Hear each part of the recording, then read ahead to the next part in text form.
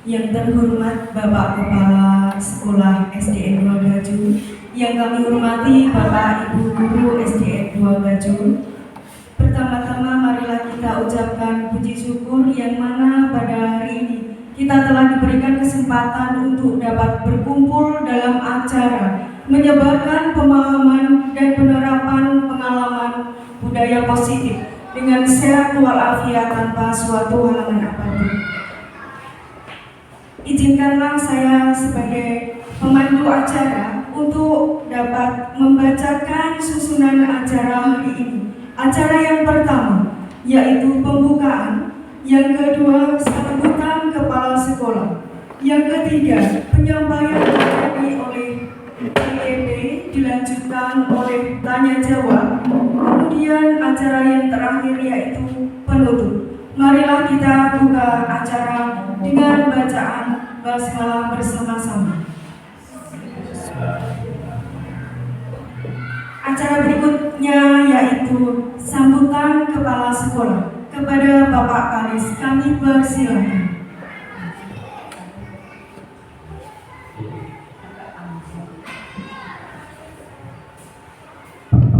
Bismillahirrahmanirrahim. Assalamualaikum warahmatullahi wabarakatuh.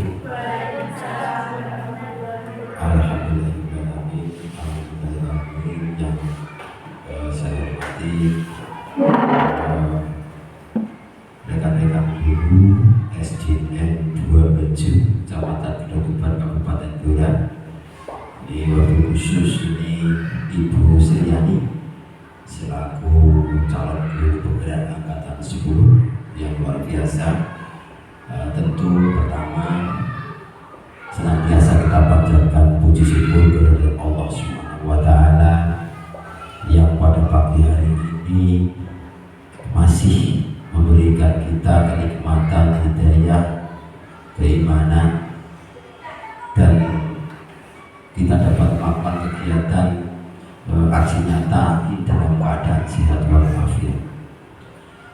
Dan tentunya juga tidak akan lupa selalu mengucapkan sholawat salam kepada junjungan kita Nabi Muhammad Rasulullah SAW. Semoga dia bahagia nanti kita mendapat syafaat dan mendapat pertolongan. Bapak Ibu Guru SDN 2 Gajul yang saya hormati, ini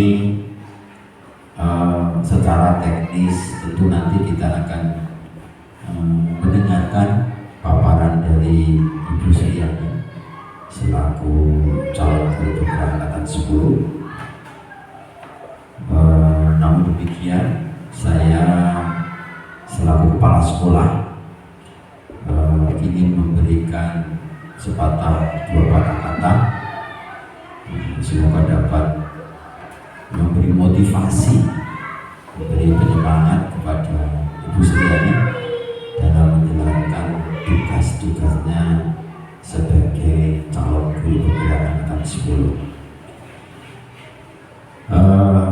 Ibu bapak sekalian, bahwa calon guru penggerak ini adalah program yang luar biasa dari Bapak Menteri kita, Bapak Nadiem Makarim. Terobosan yang luar biasa terkait dunia pendidikan. Kenapa saya katakan luar biasa? Ini sangat-sangat berbeda dari menteri-menteri di dalam pemerintahan sebelumnya. Kenapa begitu? Sebenarnya apa yang dilakukan oleh Pak Menteri Bapak Nadiem Makarim itu bukanlah sesuatu yang baru, justru itu sesuatu yang lama. Berkat keprihatinan beliau dengan melihat perkembangan pendidikan di dunia, di luar negeri, khususnya di Finlandia dan di negara-negara Eropa lainnya, ternyata manajemen pendidikan yang dilaksanakan itu punyanya kita, punyanya tokoh pendidikan kita, punyanya bapak pendidikan kita. Siapa itu? Kalau yang kita diajar Dewantara.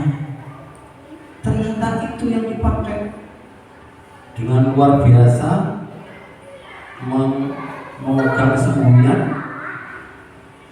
ing arsa Sutulodo ing madya Manungkarsa tukuri handayani. Ternyata itu dipakai di luar negeri. Ya memang namanya bukan tukuri handayani, bukan itu. Tetapi apa yang dilakukan, aksi nyata yang dilakukan, aplikasi yang dilakukan, penerapan yang dilakukan itu adalah miliknya Bapak Ki Hajar Dewantara. Apa itu? Yaitu mendidik anak, mengajarkan anak itu sesuai kodrat alam, sesuai kodrat zaman pada saat itu, dan pasti itu tidak akan lekang oleh waktu. Kalau zamannya sekarang seperti ini, didiklah anak dengan zaman seperti ini. Kalau saya dulu masih pakai sabar, masih pakai grip, ujungnya kok jenengan, ibunya jenengan aja kadang belum kenal grip dan sabar. Bahkan saya sendiri hanya tahu namanya, barangnya juga sampai saat ini belum tahu. Itu ya memang disitulah pendidikan saat itu dilatih.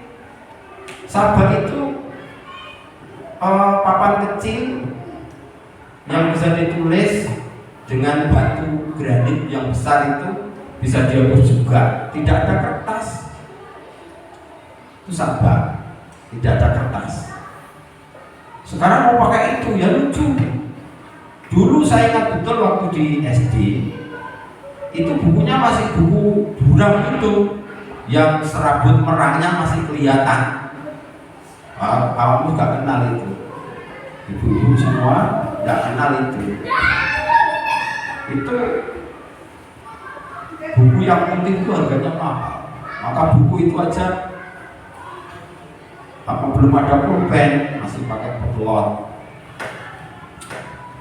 Ya pakai itu gitu. Terus sekarang ada yang putih. Putihnya banyak, Bapak Ibu semua sekarang sudah bermain merek. Kalau nggak sidu, nggak cocok kan gitu. Sudah bermain merek. Padahal dulu tuh dapat buku yang kertasnya putih itu senangnya sudah luar biasa. Karena kalau ditulis potlot itu terbaca jelas. Kalau kelas buram yang dari merah itu tidak. Itu zamannya saat itu seperti itu. Ya nggak apa-apa. Terus yang sekarang ini, mungkin 2-3 tahun lagi nggak ada buku. Itu sudah disampaikan oleh Menteri Pendidikan yang dulu, Bapak Anies Baswedan. Itu suatu saat nanti buku nggak kepakai, namanya paperless. Bapak Ibu sekarang sudah merasakan semua berbasis aplikasi. Laporan apa berbasis aplikasi. Paperless, buku tidak lagi dipakai. Sama kayak ini suatu saat nanti jenengan mengajar anak-anak kita juga paperless. Tidak ada buku.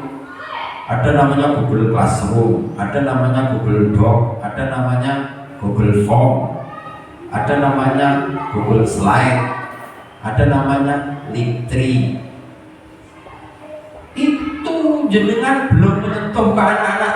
Ada lagi yang namanya Artificial Intelligence atau AI. Jenengan membuat soal 50 soal pilihan ganda, soal yang paling sulit membuatnya tapi mudah mengerjakannya. Kenapa sulit membuat soal pilihan ganda? Karena jenengan membuat satu naskah soal harus membuat 4 multi choice-nya yang berisi 1 jawaban paling salah, 2 jawaban lumayan salah, 3 jawaban mirip betul, dan 1 lagi jawaban paling betul. Jenengan mungkin sehari dapatkan 5 soal. Jenengan cukup bilang sama Gemini atau bilang sama AI chatbot GPT, nggak sampai 2 menit Dan yang ekstrim lagi ini untuk panjenengan semua, buka PMM. Di PMM itu ada namanya asisten guru. Bapak Ibu yang punya PMM, di PMM itu ada asisten guru. Asisten guru itu AI-nya kementerian. Coba iseng-iseng jenengan membuat, langsung ketik, buatkan 50 soal pilihan ganda dengan capaian pembelajaran ABC, temanya ABC, enter. Gak sampai 1 menit keluar. Dan pasti betul. Kenapa? Ketika jenengan memberi instruksi pada asisten itu sesuai tema, sesuai tujuan, dan sesuai capaian pembelajarannya. Bu, nanti sudah pernah mencoba asisten PMM? Belum? Nah, nanti dicoba. Jenengan udah pusing-pusing membuat soal, semua buatkan soal tema tumbuhan berbiji tunggal. Buatkan 10 soal pilihan ganda dengan tema tumbuhan berbiji tunggal. Jenengan enter, klik, jadi soal siap pakai 10 soal atau 20 soal tanpa, kalau toh jenengan ketika memberi perintah sudah betul, itu tanpa mengedit sudah benar. Ini kalau di PMM loh ya. Kalau di Gemini, kalau di chatbot atau di AI, di AI yang lain itu kadang masih bingung. Karena apa? Di database AI itu menyesuaikan. Kalau dia bisnis pasti orientasinya dia bisnis. Kalau PMM itu khusus memang dibuat untuk guru. Maka judulnya tidak AI, judulnya asisten guru. Itu jenengan tanya apa saja. Buatkan RPP capaian 1.1 bla bla bla bla, jenengan klik gak sampai 2 menit lengkap RPP jadi. Semudah itu. Nanti kalau ada waktu dengan buka itu mudah sekali. Jangan, wah aku bawa RPP nggak perlu, aku bawa lo. Jenengan kan mau buat PowerPoint, jenengan klik saja. Jenengan katakan, saya Ani Sri Mulyati, seorang CGP Angkatan 17, mau praktek aksi nyata dengan tema menyebarkan pemahaman, penerapan, pengalaman tentang budaya positif. Buatkan 10 slide, enter, langsung jadi.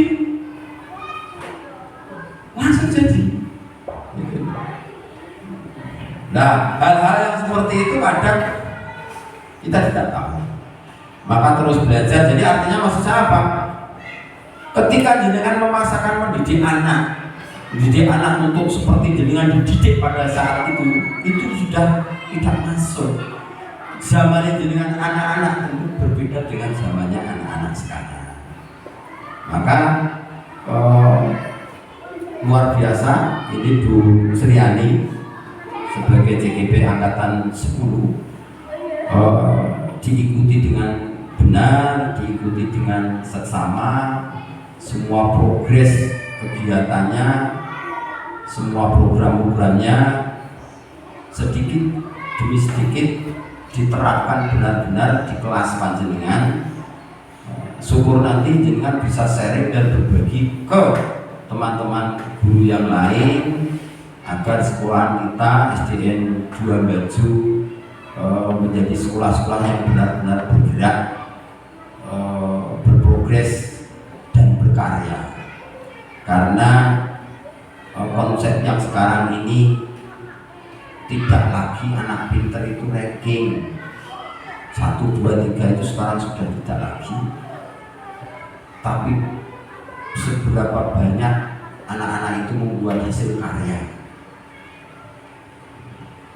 Bedanya ngeten, enek bocah sing juara 1 ning mangsa kon gawe puisi gak tau, kon gawe cerpen gak pikir, pinter tapi megah, dikon gawe prosa megah, dikon ngubah lagu megah, dikon hasta-karya megah, sini mau megah, tapi luar biasa, anaknya cerdas, pinter luar biasa, megah.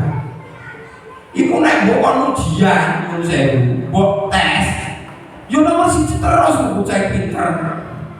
Tapi nek mbok takoki apa sing wis tau digawe? Nol. Duwine iki dijitok 100.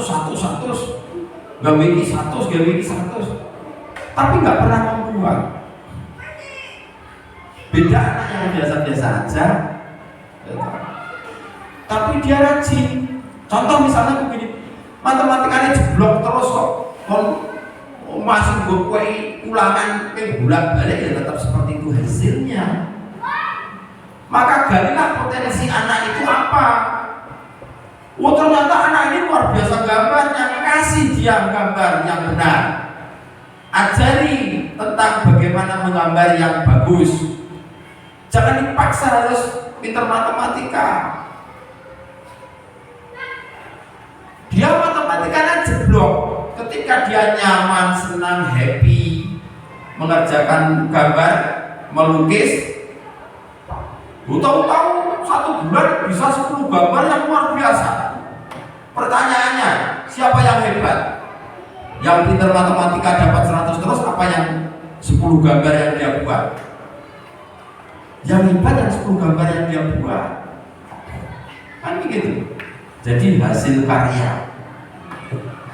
Loh, kalau yang itu matematika gimana Pak? Mosok kepegawe apa kok matematika? Ya enggak begitu. Rajin ikut setiap event olimpiade, ikut cerdas cermat, ikut macam-macam, itu nanti prestasinya di sana. Apa yang dihasilkan? Saya menghasilkan banyak kejuaraan. Ini loh pialanya, ini loh piagamnya. Hebat kan? Loh si gambar juga hebat. Walaupun nggak dilombakan, tapi itu karya otentik dia, anak tersebut. Dan kita harus melatih seperti itu, menggali potensi anak sesuai dengan karakteristiknya, sesuai dengan bakat minatnya masing-masing untuk dikembangkan. Karena guru sejatinya adalah seorang pamor, seorang fasilitator. Dia tidak mencetak, tapi membimbing, mengarahkan, mengantar mereka sampai menentukan jati dirinya sebagai apa. Kalau suaranya bagus, antar mereka menjadi seorang penyanyi yang baik. Kalau dia gambarnya pun, antar mereka menjadi seorang ahli gambar yang baik. Kalau ahlinya mati, antar mereka sampai di bidang teknik nanti yang baik. Itu yang betul. Jadi tidak ada anak yang hebat kecuali anak yang berkompeten pada bakatnya masing-masing. Analoginya sederhana, ketika Bapak Ibu menyuruh burung harus berlomba berenang sama ikan, jangan usah dites, jangan usah dicoba, jangan usah dilombakan, pasti juaranya ikan. Tapi dengan balik coba, ketika burung harus dilombakan terbang bersama ikan, yang paling bodoh pasti ikan. Pertanyaannya, jadi lebih hebat mana burung sama ikan? Bingung kan jawabnya? Maka bukan pada orangnya, tapi bagaimana konteksnya. Kalau itu konteksnya pada renang, maka bicara ikan yang hebat. Tapi konteksnya ketika terbang, maka bicara burung yang hebat. Jadi tidak ada satu orang yang hebat. Semua orang hebat sesuai dengan bidangnya masing-masing. Dan ini aksi nyata untuk modul 1.4, ini modul terakhir, modul 1. Monggo Bapak Ibu nanti dicermati paparan dari Bu Sriani. Semoga dengan mampu mencerna, kemudian menyerap, atau bahkan nanti bisa mengaplikasikan dalam kegiatan Bapak Ibu atau pembelajaran Bapak Ibu. Karena apapun yang dilakukan Bu Sriani itu orientasinya adalah mengantar anak menjadi lebih berprestasi, lebih maju, dan lebih berkompeten dalam belajar. Artinya apa yang dilakukan ini orientasinya adalah untuk pembelajaran. Itu seorang guru tidak ada tugas lain kecuali melaksanakan pembelajaran dengan baik, melaksanakan pembelajaran yang benar-benar dibutuhkan oleh murid, yang benar-benar bermakna bagi murid. Jadi dia nyaman, well-being. Jadi wong sinau, wong belajar dimanapun termasuk di sekolah itu menjadi happy, menjadi menyenangkan, menjadi nyaman. Buatlah sekolah-sekolah, buatlah kelas-kelas kita itu seperti taman. Jadi anak datang ke sekolah itu hanya untuk bermain. Tentu bermain dalam belajar, bukan bermain ngawur, bukan bermain dalam belajar. Seperti taman, bukan seperti penjara. Guru sebagai polisinya, anak-anak sebagai penjara, di sini memerintah, di sini itu tolong dipahami. Ajaklah sesekali mereka diskusi tentang hal-hal yang dibutuhkan. Sekali lagi orientasinya adalah pembelajaran. Jadi mohon sekali lagi kita ikuti dan kita cermati apa yang akan dipaparkan oleh Bu Suryani. Dan mohon maaf Bu Suryani, nanti karena ada tugas lain saya tidak bisa membersamai paparan Bu Suryani sampai selesai. Mungkin itu tanggapan dari saya atau motivasi dari saya. Semoga bermanfaat, dan khususnya bagi rekan-rekan yang belum bergerak, silakan diambil kesempatan untuk mencoba, jangan pernah putus asa. Demikian, mohon maaf jika ada kekurangannya. Assalamualaikum warahmatullahi wabarakatuh.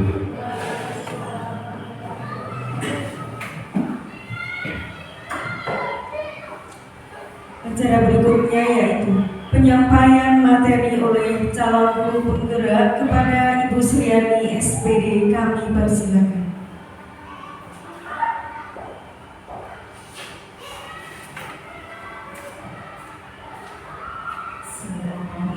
Assalamualaikum warahmatullahi wabarakatuh. Yang terhormat Bapak Kepala Sekolah SDN 2 Bajul, yang kami hormati Bapak Ibu Guru SDN 2 Bajul. Puji syukur kehadirat Allah Subhanahu wa Ta'ala karena pada pagi hari ini kita dapat berkumpul dalam acara menyebarkan pemahaman dan penerapan budaya positif dalam keadaan sehat tak kurang suatu apapun. Selawat serta salam kita aturkan kepada Nabi besar kita Muhammad SAW, yang mana kita tunggu syafaatnya di akhir zaman nanti. Bapak Ibu Guru, sebelumnya saya ucapkan terima kasih kepada Bapak Kepala Sekolah yang telah memberikan motivasi dan dukungan kepada saya bahwa saya mengikuti calon guru penggerak angkatan 10. Pak Kalis, beliau adalah fasilitator angkatan 9 pada saat itu. Terima kasih saya ucapkan kepada Pak Kalis. Langsung saja saya akan menerapkan pengalaman saya, menyebarkan pengalaman saya yang saya ikuti di pendidikan calon guru penggerak angkatan 9.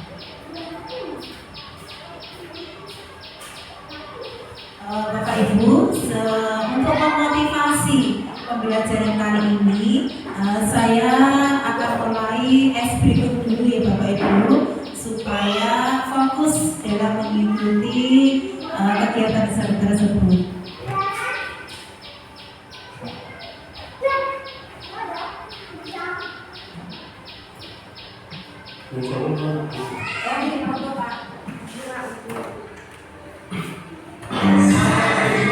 Bapak Ibu Guru untuk berdiri, kita sedikit dulu biar kelihatan sampai kita mengikuti.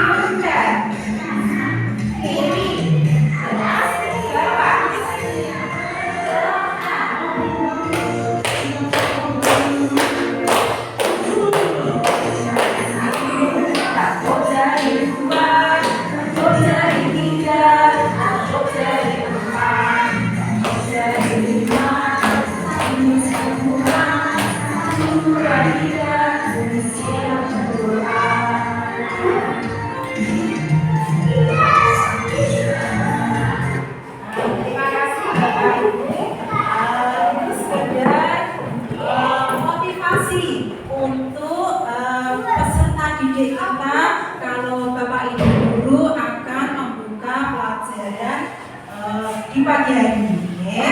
Nah, sekarang saya lanjutkan.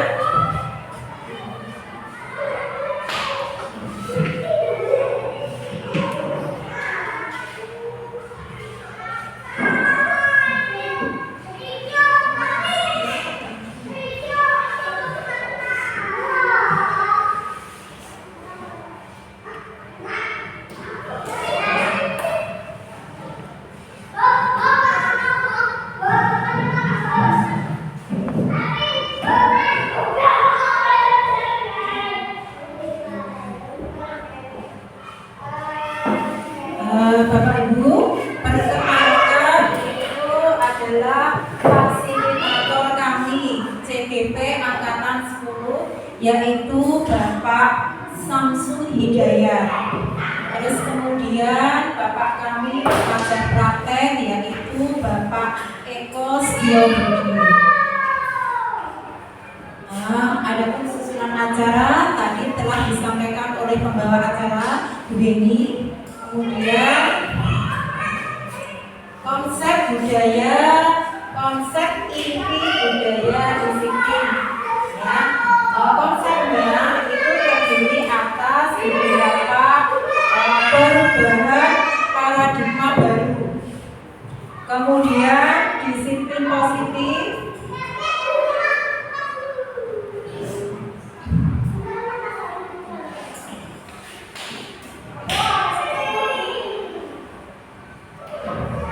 Konsep inti budaya disiplin, perubahan paradigma baru, disiplin positif, nilai-nilai kebajikan, kebutuhan dasar manusia, motivasi perilaku manusia, posisi kontrol, keyakinan kelas, dan segitiga restitusi. Itulah konsep yang akan saya sampaikan nanti Bapak Ibu. Kemudian pembelajaran dengan paradigma baru. Kita mulai dengan pembelajaran paradigma baru.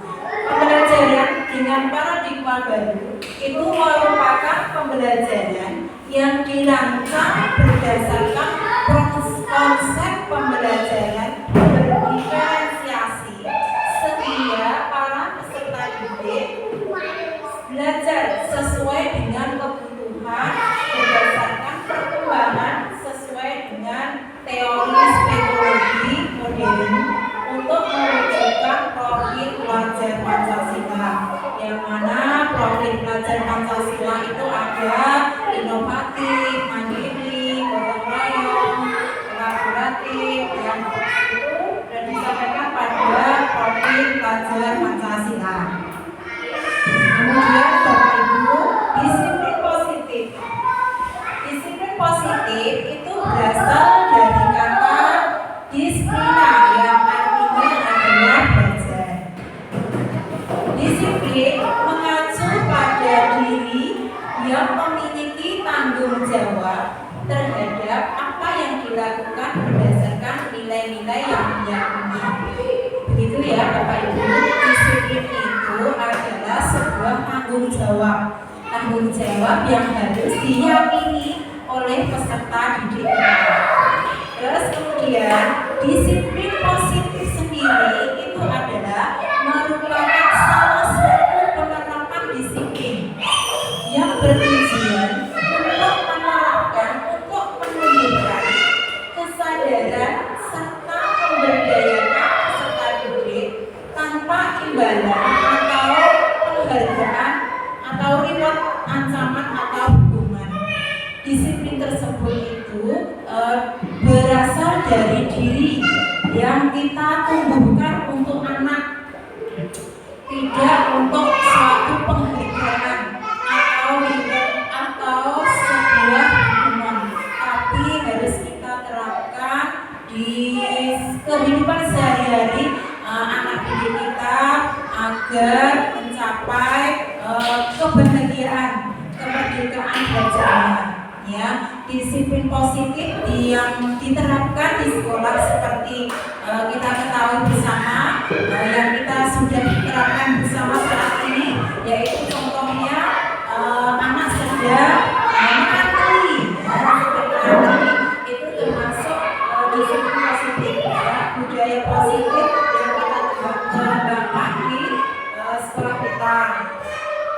Terus kemudian berbaris.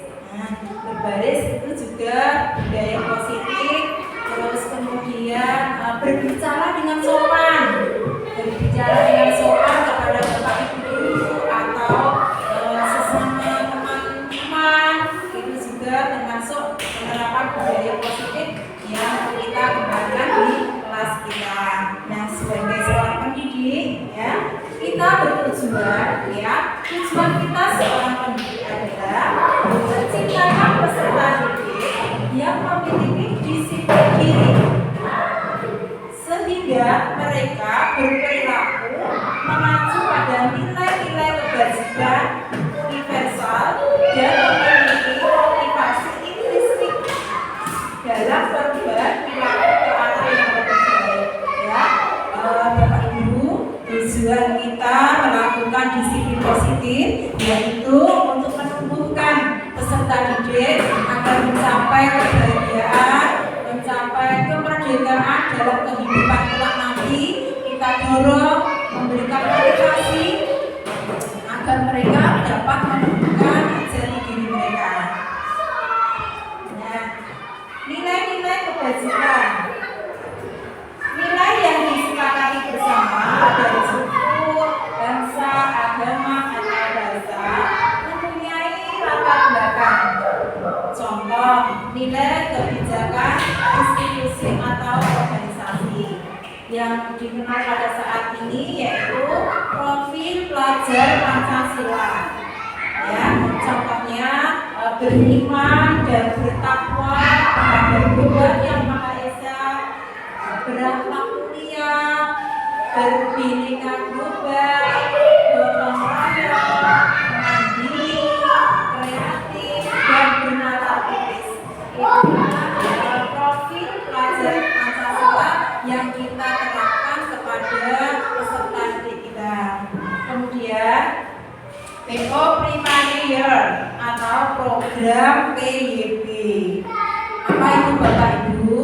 Itu merupakan contoh toleransi, rasa hormat, integritas, mandiri, menghargai, antusias, empati, keingintahuan, kreativitas, kerjasama, percaya diri, dan komitmen. Semua itu harus kita terapkan kepada adik kita, mempunyai rasa hormat, mandiri, menghargai sesama teman, kreativitas contohnya dalam kemarin seperti kelas 6 itu membuat produk yaitu praktek tata boga, seperti itu, dibuat sekreativitas mungkin, seperti itu. Kalau misalnya di kelas rendah bisa diterapkan keterampilan yang secara kreatif yang dipandu oleh guru dengan bakat dan minat, sesuai bakat dan minat anak. Terus kemudian keterampilan hidup atau life skill dapat dipercaya, lurus, pendengar yang aktif, tidak merendahkan orang lain, dan memberikan terbaik pada diri kita. Bapak Ibu guru, saat ini anak-anak perilaku ya agak berkurang, tidak seperti tahun-tahun yang dulu. Anak sekarang itu lebih suka keingintahuan, tidak sesama teman, kadang tidak menghormati, tidak seperti murid-murid zaman dulu. Ada kala juga ada siswa yang ketemu gurunya berganti apa seperti itu ya. Sopan santun saat ini mulai luntur untuk anak didik kita. Nah, kita terapkan keterampilan hidup mereka untuk menguatkan ya, agar tidak merendahkan pada orang lain dan menjadikan dirinya yang terbaik. Terus kemudian kebutuhan dasar manusia. Kebutuhan dasar manusia itu adalah segala sesuatu yang kita lakukan untuk mendapatkan apa yang kita inginkan. Seluruh tindakan yang kita lakukan memiliki tujuan. Dan semua usaha terbaik kita lakukan adalah dalam rangka agar kebutuhan kita terpenuhi dengan baik. Bapak Ibu, kebutuhan anak-anak itu, setiap anak kebutuhan itu berbeda-beda. Ya, setiap anak mempunyai karakter yang berbeda-beda, bakat dan minat berbeda-beda. Oleh karena itu, tugas kita mengarahkan, memotivasi, memberikan kesempatan untuk anak didik kita agar mencapai bakat dan minatnya sendiri-sendiri tanpa ada paksaan dari orang lain, ya. Tidak boleh kita memaksakan bahwa anak tersebut misalnya mempunyai bakat menari, kita tidak boleh memaksakan mereka untuk belajar menggambar, misalnya seperti itu. Terus mungkin anak didik kita berbakat menyanyi, tidak boleh seorang guru memaksa untuk memberikan olahraga dengan 100% garis besar, ya. Kemampuan, kebutuhan anak itu berbeda-beda, ya. Oleh karena itu, kebutuhan dasar manusia sebagai anak didik juga harus tersampaikan dengan baik. Itu. Terus selanjutnya, kebutuhan dasar manusia tersebut meliputi ada 5 komponen. Ada 5 komponen, Bapak Ibu, yaitu 1, bertahan hidup. Bertahan hidup itu contohnya mereka mendapatkan makanan, pakaian, tempat tinggal, keamanan, dan kesehatan. Itu merupakan kebutuhan pokok manusia, ya. Terus kemudian kebutuhan apa lagi? Kebutuhan kasih sayang dan rasa diterima. Rasa diterima, ya, dipedulikan sebagai kerjasama menjadi bagian dalam kelompok. Anak didik kita butuh kasih sayang yang harus kita berikan kepada anak didik kita secara maksimal dan memberikan rasa percaya diri, rasa diterima mereka menjadi peserta didik, ya, untuk dihormati. Kemudian yaitu penguasaan. Penguasaan contohnya harga diri, keinginan dianggap pemimpin berprestasi yang diakui atau didengarkan. Misalnya anak didik kita mempunyai prestasi yang mereka kembangkan, yang mereka minati, kita hormati, kita berikan apresiasi, boleh kita memberikan reward kepada anak didik kita. Kemudian yang keempat adalah kebebasan. Kebebasan di sini adalah mandiri, memiliki pilihan, mencoba hal baru, mampu mengendalikan arah dirinya. Nah, dengan kebebasan bukan berarti anak tersebut bebas melakukan apa saja, tetapi bebas dalam hal ini adalah mandiri. Mereka mampu, kita arahkan mereka untuk menemukan jati dirinya secara mandiri, bisa mengendalikan arah. Kemudian yang kelima adalah kesenangan. Kebutuhan kesenangan ini juga penting, Bapak Ibu, untuk bermain, humor, antusias, tertawa, itu sangat penting, apalagi untuk anak-anak kita. Ya, itulah 5 kebutuhan dasar manusia.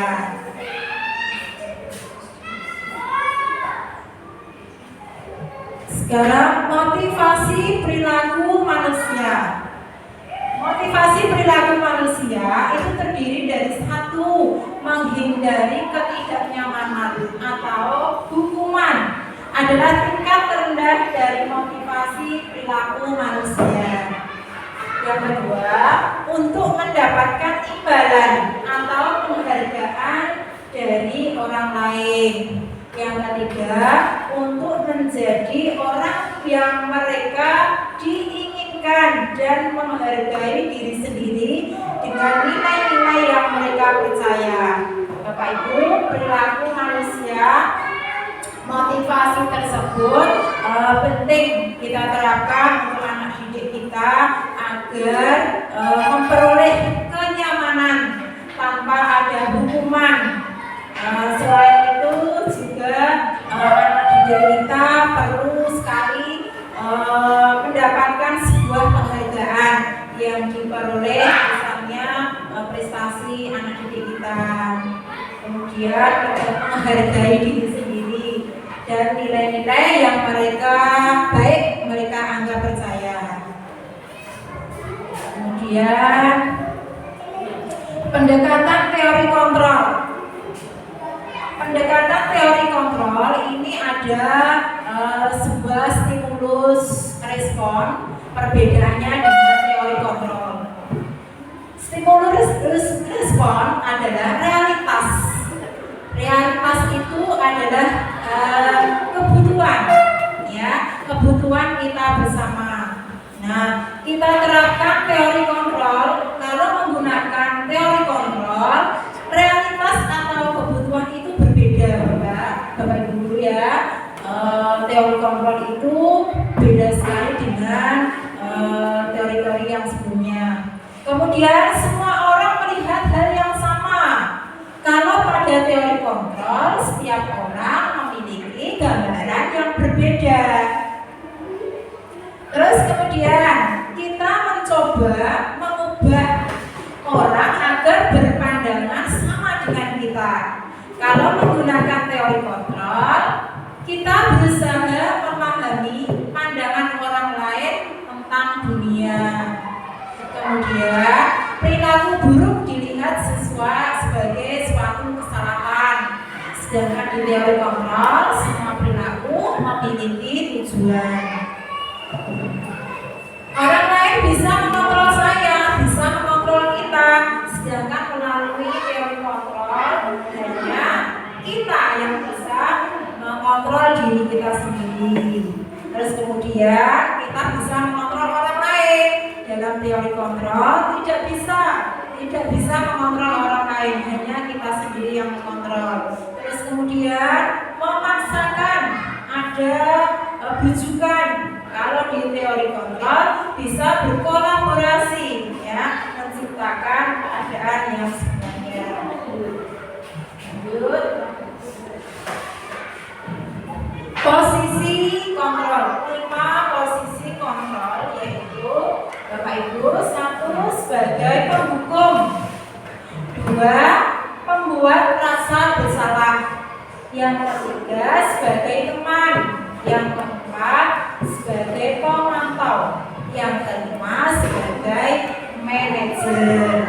Kelima tersebut bisa diterapkan di anak didik kita, tetapi harus menyesuaikan dengan kondisi yang anak didik alami, ya. Ada posisi kontrol penghukum, yaitu seorang penghukum bisa menggunakan hukuman fisik atau verbal, ya. Orang-orang yang menjalankan posisi penghukum senantiasa mengatakan bahwa sekolah itu memerlukan sistem atau alat lebih menekankan murid lebih dalam lagi. Misalnya seperti ini, Bapak Ibu guru yang menerapkan posisi kontrol penghukum itu biasanya menggunakan suara nadanya tinggi, suaranya agak kasar. Nah, contohnya seperti ini Bapak Ibu, kalau kita mendengarkan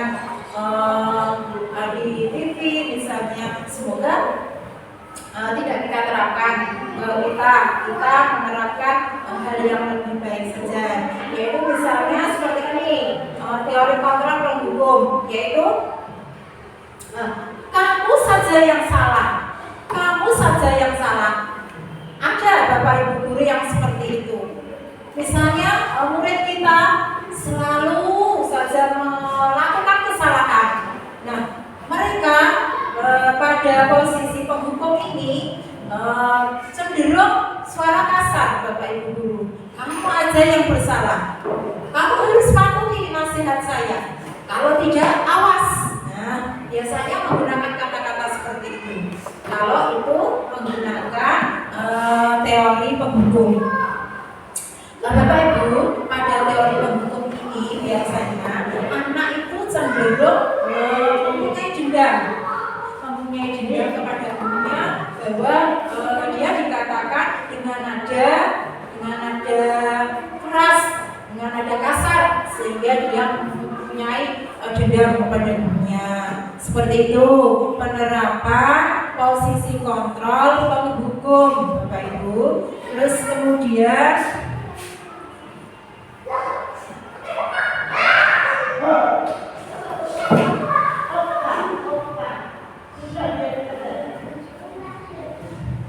posisi kontrol pembuat merasa bersalah. Posisi ini guru atau orang tua itu akan bersuara lebih lembut. Biasanya suaranya lembut. Pembuat merasa bersalah akan menggunakan keheningan yang membuat orang lain tidak nyaman atau merasa bersalah dan rendah diri. Ya, seperti Bu Dewi ya. Ya, Bu Dewi pernah melakukan posisi kontrol. Pernah melakukan posisi kontrol yang muridnya merasa bersalah? Nah, belum pernah. Nah, biasanya guru itu akan berkata lembut kepada muridnya. Misalnya seperti ini. Saya itu mempunyai murid yang belum lancar membaca. Contohnya Mbak Siva. Nah, yang kelas 6 itu Bapak Ibu ya. Mbak Siva itu anaknya belum bisa membaca. Nah, guru Bu Sriani setiap hari melatih dia terus membaca. Nah, itu nanti guru itu akan berkata seperti ini. Apakah kamu tidak kasihan kepada Bu Sriani yang sering melatih kamu membaca? Kalau kamu tidak mau belajar membaca di rumah sendiri, seperti itu Bapak Ibu. Nah, si Mbak Siva tersebut kan merasa dirinya akan merasa bersalah. Saya sayang sama guru saya, tetapi saya juga merasa bersalah. Ya, dia akan berbicara secara lembut kepada muridnya. Apakah kamu tidak kasihan kepada guru? Contoh lagi seperti ini Bapak Ibu. Misalnya ada anak yang sedang datang terlambat. Ya, ada anak yang sering datang terlambat. Nah, pada saat itu ditegur sama gurunya. Misalnya Hilda, kamu kok sering datang terlambat? Apakah kamu tidak kasihan sama guru? Nanti pasti bu guru ditegur sama kepala sekolah. Kenapa? Tidak bisa mendidik anaknya dengan disiplin. Nah, Hilda akan mempunyai rasa bersalah, pasti akan mempunyai rasa rendah diri. Dia akan merasa kecewa. Seperti itu ya. Penerapan posisi kontrol membuat merasa bersalah. Kemudian posisi kontrol teman. Pada saat ini guru menganggap anak didik kita itu sebagai teman. Posisi ini tidak akan menyakiti murid, namun akan tetap berusaha mengontrol murid melalui pendekatan persuasif. Ya, pada posisi ini murid akan menganggap guru itu sebagai temannya. Nah, dengan gurunya akrab. Ya, biasanya guru akan misalnya seperti ini.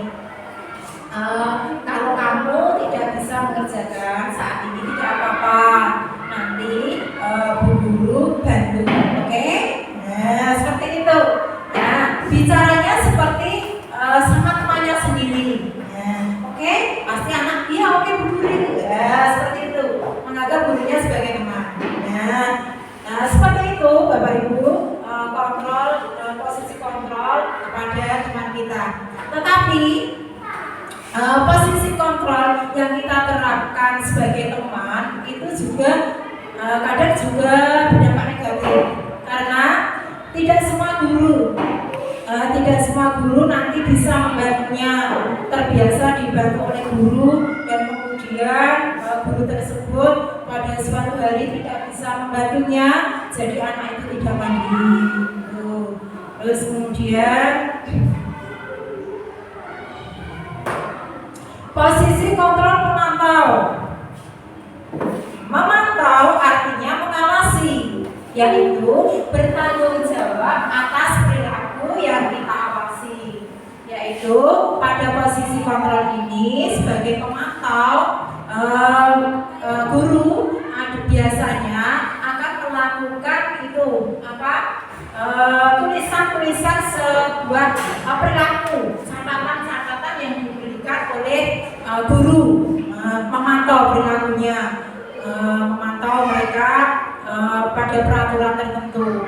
Misalnya guru tersebut mempunyai ciri-ciri yang berkata seperti ini. Kamu tahu kan aturan sekolah ini? Kamu tahu kan aturan konsekuensi sekolah kita? Misalnya ada murid yang pada hari Senin tidak menggunakan pakaian dengan benar, peralatan pakaian, atribut perlengkapan pakaian tidak digunakan misalnya. Nah itu mereka, Bapak Guru akan menanyakan, kamu tahu kan peraturan kalau hari Senin itu memakai topi, memakai dasi, seperti itu. Nah itu yang diterapkan sebagai posisi kontrol pemantau, seperti itu. Misalnya lagi ada anak yang datang terlambat, misalnya kamu tahu kan aturan sekolah kita bahwa sebelum pukul 7 itu murid harus datang lebih awal. Nah seperti itu. Oke, posisi kontrol pemantau itu cenderung dengan peraturan atau konsekuensi.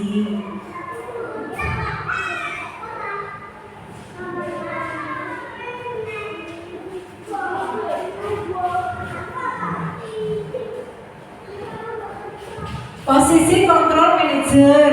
Nah, tersebut posisi kontrol manajer adalah yang kelima, yaitu posisi kontrol manajer yaitu posisi di mana guru berbuat sesuatu bersama dengan murid, mempersilahkan murid, mempertanggungjawabkan perilakunya, mendukung murid serta menemukan solusi atas permasalahan sendiri.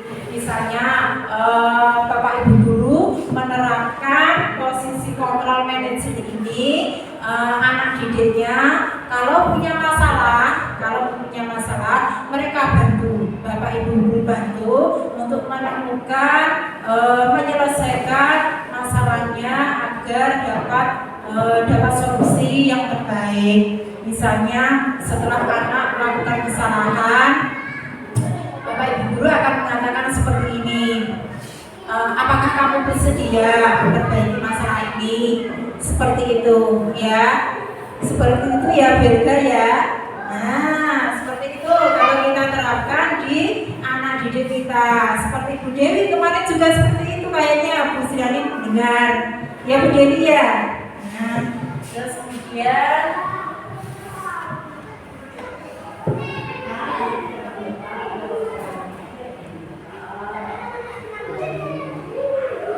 keyakinan kelas sekarang. Keyakinan kelas, mengapa harus keyakinan kelas, tidak peraturan kelas? Kalau keyakinan kelas kita buat di kelas, kita sepakati bersama ya, dengan anak didik kita. Pada mereka sendiri yang mempunyai kesepakatan. Nah, misalnya tidak mencoret-coret batu, misalnya seperti itu. Nah, kalau mereka langgar, ya dia akan tahu sendiri bahwa kesalahan mereka apa, karena sudah disepakati atau membuat kesepakatan kelas. Yang kemarin Bu Guru juga menerapkan di kelas 6, yaitu membuat kesepakatan kelas itu foto dari siswa kelas 6 yang kemarin membuat kesepakatan kelas yang ditulis sendiri dengan siswanya, dibuat sendiri dan ditaati. Kemudian pembentukan keyakinan kelas. Dalam pembentukan keyakinan kelas itu bersifat abstrak, berupa pertanyaan universal, dibuat dalam pernyataan positif sedikit saja agar mudah diingat, sesuai dengan kondisi kelas dan sekolah sehingga mudah diterapkan. Warga sekolah kelas dilibatkan untuk membuat keyakinan kelas. Keyakinan kelas dibuat oleh anak sendiri, tidak terlalu banyak. Kenapa Bapak Ibu? Karena agar mudah diingat ya, agar mudah diingat oleh peserta didik kita.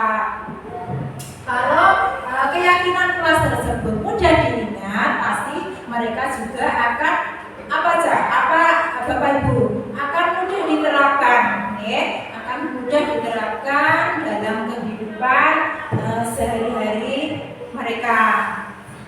Terus kemudian segitiga restitusi. Nah, segitiga restitusi itu mempunyai tiga tahapan. Ya. Yang pertama adalah menstabilkan identitas, validasi tindakan yang salah, menanyakan keyakinan. Itu adalah segitiga restitusi. Ya, suatu proses dialog untuk dijalankan oleh guru agar menghasilkan murid yang mandiri dan kreatif serta bergotong royong.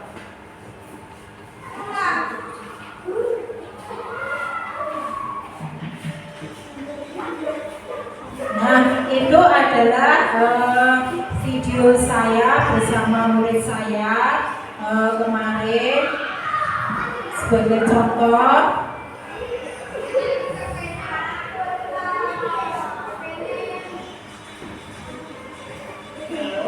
Nah, seperti itu Bapak Ibu. Segitiga restitusi yang kami terapkan di kelas kemarin.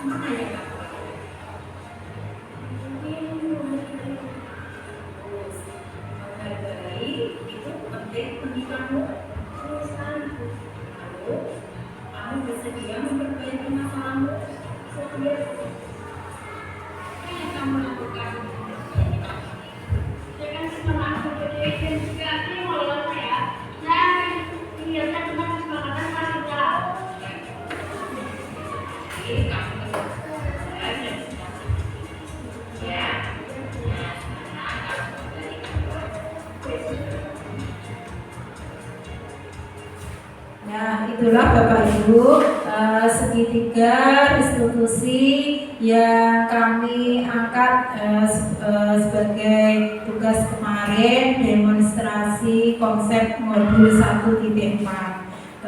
Selain itu juga saya mengangkat kasus anak sedang terlambat ke sekolah ya. Terus kemudian segitiga restitusi tadi yaitu ada komponen lagi menstabilkan identitas.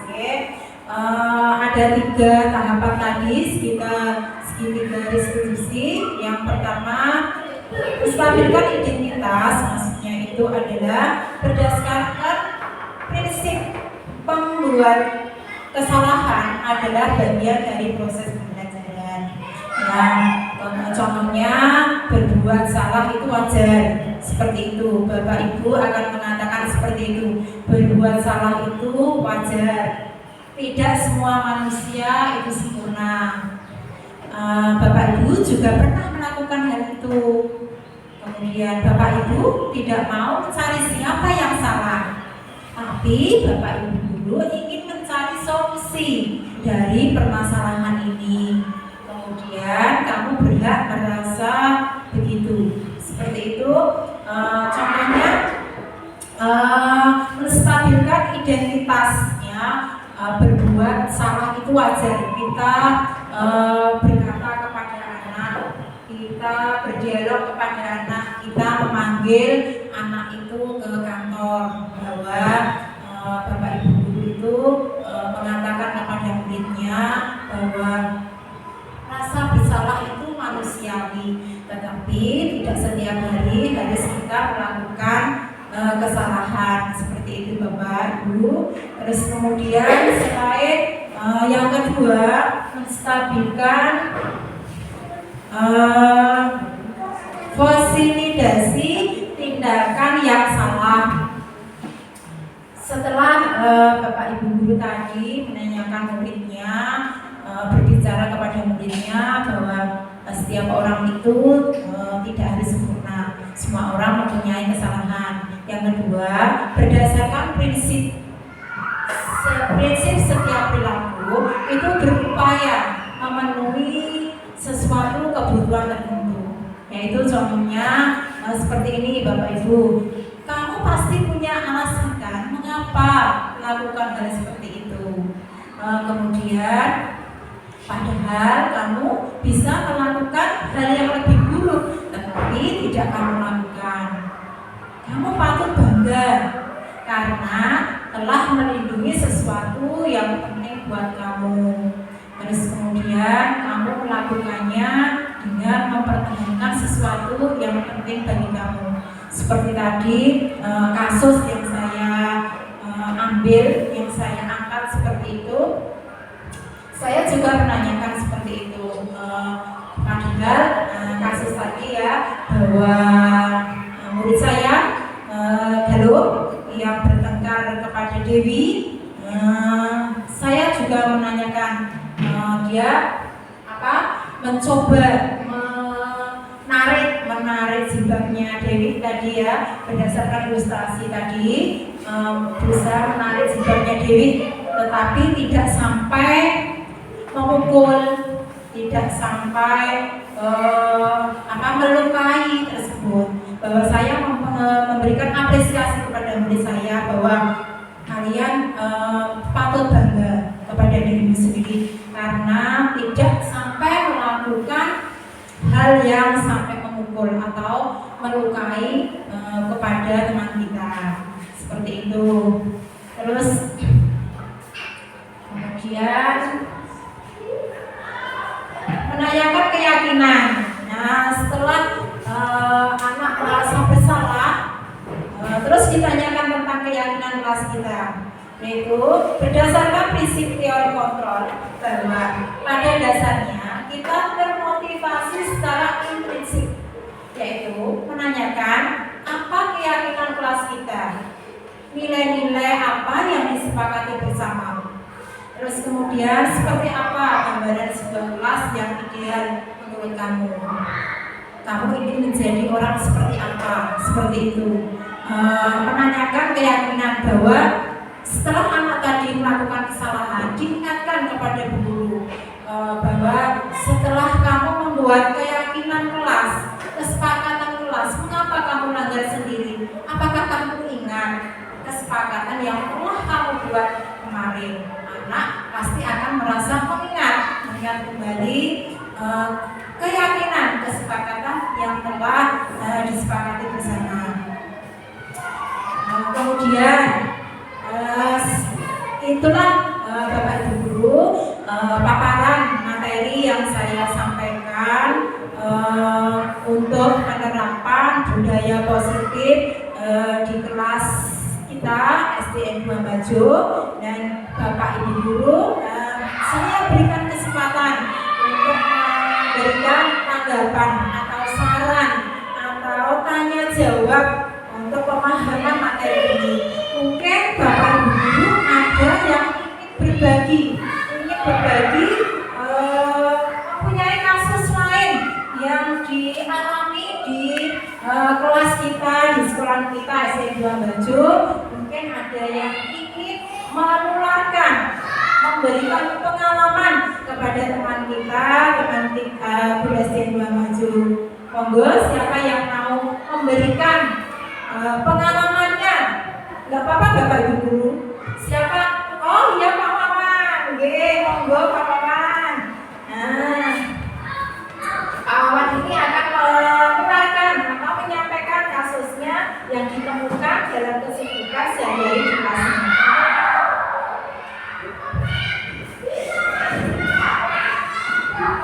Assalamualaikum warahmatullahi wabarakatuh.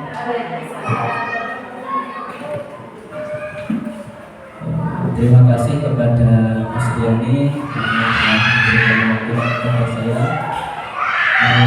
Sebelumnya adalah kita lanjutkan ujian bersyukur kita kepada Allah Subhanahu wa Ta'ala karena kita masih diberi kesempatan untuk bertemu dalam acara aksi nyata CGP, itu agendanya Bu Sriani.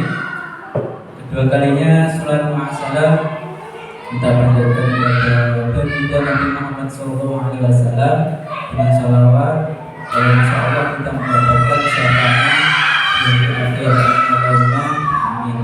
Langsung saja saya ingin bercerita sedikit tentang kasus dalam pembelajaran. Salah satunya adalah kasus dalam pembelajaran itu karena keramaian penguasaan kelas. Ketika kelas itu ramai, kemungkinan pembelajaran itu tidak aktif atau tidak baik. Salah satunya keramaian itu disebabkan karena murid itu bosan atau istilahnya bosan karena guru itu menuntut pengajarnya hanya ceramah doang, ceramah saja, kurang kreatif atau disuruh menulis saja. Nah, solusinya seperti tadi yang dikatakan Pak Kalis, di sekolah itu seperti taman bermain. Taman bermain itu tidak hanya bermain begitu saja, tapi bermainnya dalam belajar. Dan di sekolah itu tidak seperti di penjara, di anak itu tidak disuruh-suruh saja. Nah, solusinya adalah anak itu disuruh bermain dalam pembelajaran. Contohnya kita bisa bermain game. Dalam game itu salah satunya kita muatkan dalam pembelajaran. Karena saya guru agama, maka ketika game itu saya buatkan tentang persoalan pendidikan agama Islam. Mungkin itu saja dari saya. Saya sangat mendukung sekali tentang adanya CGP ini. Semoga Bu Sriani bisa menerapkan pendidikannya ke murid-murid SDN 2 Bajo lebih baik. Amin. Assalamualaikum warahmatullahi wabarakatuh. Terima kasih Pak Wawan. Tepuk tangan untuk Pak Wawan dong. Ya, iya, Pak Wawan telah memberikan pengalamannya, telah menularkan pengalamannya kepada kita semua agar nantinya kita juga dapat menerapkan budaya positif di SDN 2 Bajo dengan secara konsisten dan menyeluruh kepada peserta didik kita. Nah, sekali lagi ada yang mau bertanya atau memberikan saran atau tanggapan. Siapa yang ingin bertanya lagi boleh, monggo. Bu Lutfi, ya monggo Bu Lutfi. Dari 5 posisi kontrol tersebut, mana yang paling baik dilakukan untuk guru?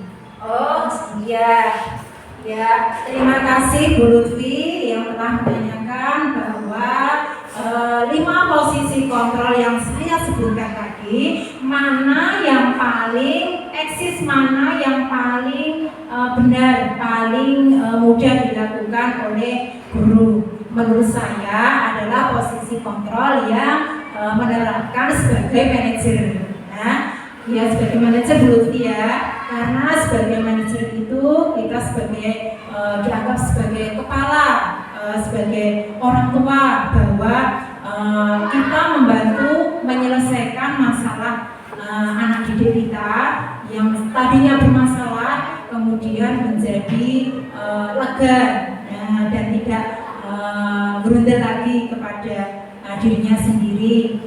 Tujuan kita untuk anak didik kita supaya lebih mandiri, lebih disiplin, lebih bertanggung jawab agar anak tersebut dapat menjalankan dan menemukan jati dirinya untuk di masa datang, masa yang akan datang nanti.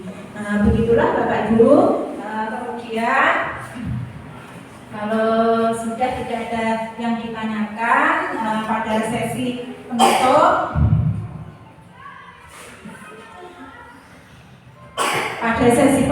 ini dalam menerapkan program disiplin positif, hendaknya guru memiliki standar kepribadian profesional sesuai dengan dimana guru mampu merefleksi posisi kontrol kita saat ini, bagaimana kita menjalankan kita sebagai seorang pamong, seorang guru yang dianggap suri teladan untuk murid kita. Sekali lagi saya ucapkan terima kasih kepada Bapak Ibu yang telah hadir, yang telah bekerja sama, telah memberikan dukungan kepada saya. Saya ucapkan terima kasih yang sebanyak-banyaknya.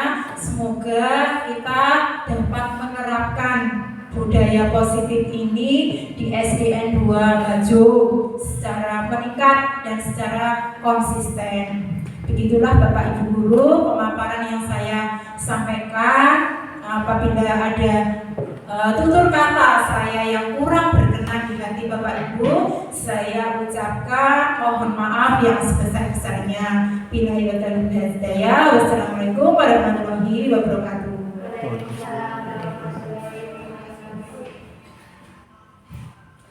Demikianlah tadi paparan yang disampaikan oleh Ibu Suryani SPD. Semoga bermanfaat bagi kita semua. Untuk hari ini acara telah berjalan dengan lancar. Marilah kita tutup acara dengan bacaan hamdalah bersama-sama. Alhamdulillahirabbil alamin. Wassalamualaikum warahmatullahi wabarakatuh.